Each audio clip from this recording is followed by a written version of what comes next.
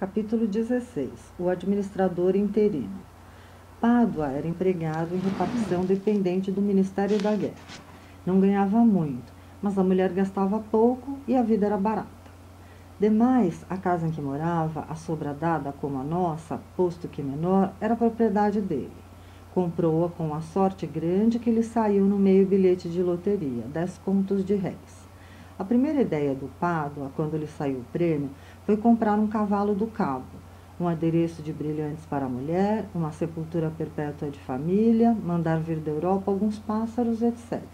Mas a mulher, esta dona Fortunata, que ali está à porta dos fundos da casa, em pé, falando à filha, alta, forte, cheia, como a tia, a mesma cabeça, os mesmos olhos claros, a mulher é que lhe disse que o melhor era comprar a casa e guardar o que sobrasse para acudir às moléstias grandes.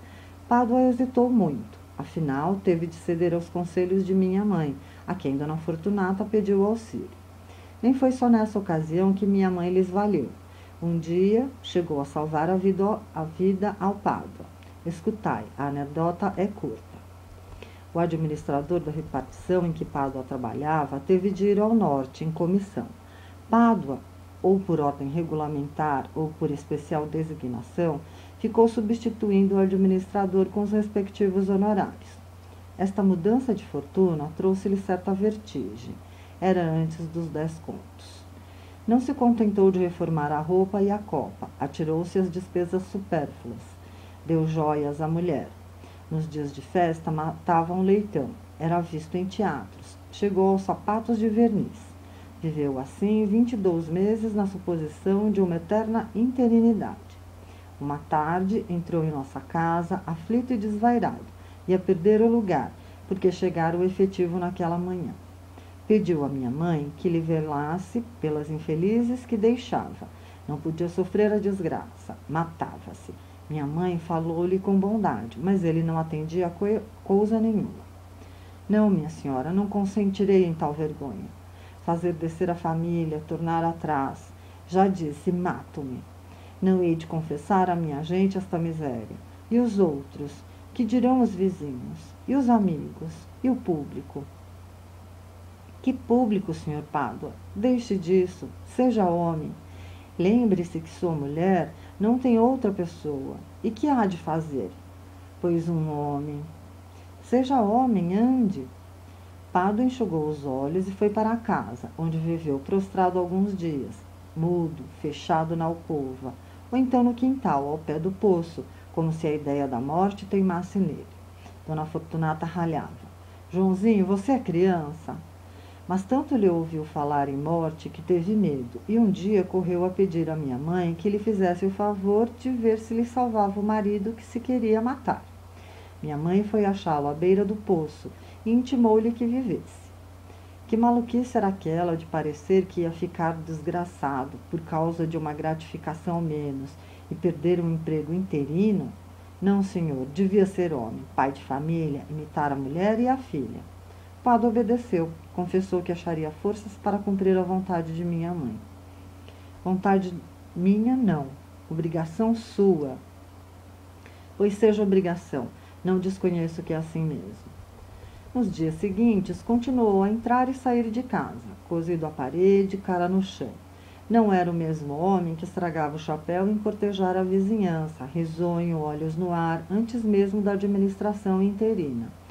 Vieram as semanas. A ferida foi sarando Pádua, começou a interessar-se pelos negócios domésticos, a cuidar dos passarinhos, a dormir tranquilo às noites e às tardes, a conversa e dar notícias da rua.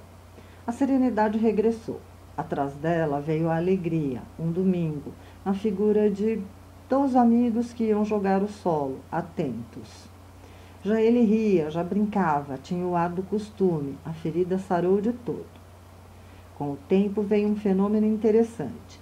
Pádua começou a falar da administração interina, não somente sem as saudades dos honorários, nem o vexame da perda, mas até com desvanecimento e orgulho. A administração ficou sendo égera, donde ele contava para diante e para trás. No tempo em que eu era administrador, Ou então, ah, sim, lembra-me, foi antes da minha administração, ou 2 meses depois. Ora, espere, a minha administração começou. É isto, mês e meio antes. Foi mês e meio antes, não foi mais. Ou ainda, justamente, havia já 6 meses que eu administrava. Tal é o sabor póstumo das glórias interinas. José Dias bradava que era a vaidade sobrevivente, mas o padre Cabral, que levava tudo para a escritura, dizia que com o vizinho Pádua se dava a lição de ele faz a Jó. Não desprezes a correção do Senhor, ele fere e cura. Capítulo 17. Os vermes, ele fere e cura. Quando, mais tarde, vinha saber que a lança de Aquiles também curou uma ferida que fez, tive tais ou quais veleidades de escrever uma dissertação a este propósito.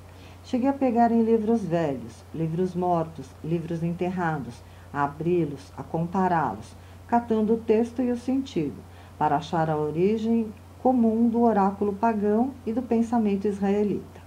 Catei os próprios vermes dos livros, para que me dissessem o que havia nos textos roídos por eles. Meu senhor, respondeu-me um longo verme gordo, nós não sabemos absolutamente nada dos textos que roemos, nem escolhermos o que roemos, nem amamos ou detestamos o que roemos. Nós roemos. Não lhe arranquei mais nada. Os outros todos, como se houvessem passado palavra, repetiam a mesma cantilena. Talvez esse discreto silêncio sobre os textos ruídos fosse ainda um modo de roer o ruído. Capítulo 18. Um plano. Pai nem mãe foram ter conosco, quando Capitu e eu, na sala de visitas, falávamos do seminário. Com os olhos em mim, Capitu queria saber que notícia era que me afligia tanto. Quando lhe disse o que era, fez-se cor de cera. Mas eu não quero acudir logo. Não quero entrar em seminários. Não entro. É escusado teimarem comigo. Não entro. Capitu, a princípio, não disse nada. Recolheu os olhos, meteu-os em si e deixou-se estar com as pupilas vagas e surdas, a boca entreaberta toda parada. Então eu, para dar força às afirmações, comecei a jurar que não seria padre. Naquele tempo, jurava muito e rijo, pela vida e pela morte. Jurei pela hora da morte. Que a luz me faltasse na hora da morte se fosse para o seminário. Capitu não parecia crer nem descrer. Não parecia sequer ouvir. Era uma figura de pau. Quis chamá-la, sacudi-la, mas faltou-me ânimo. Essa criatura que brincara comigo, que pulara, dançara, creio até que dormira comigo, deixava-me agora com os braços atados e medrosos. Enfim, tornou a si, mas tinha a cara lívida e rompeu nestas palavras furiosas.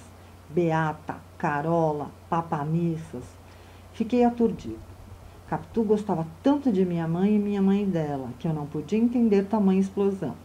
É verdade que também gostava de mim, e naturalmente mais, ou melhor, ou de outra maneira, coisa bastante a explicar o despeito que lhe fazia a ameaça da separação.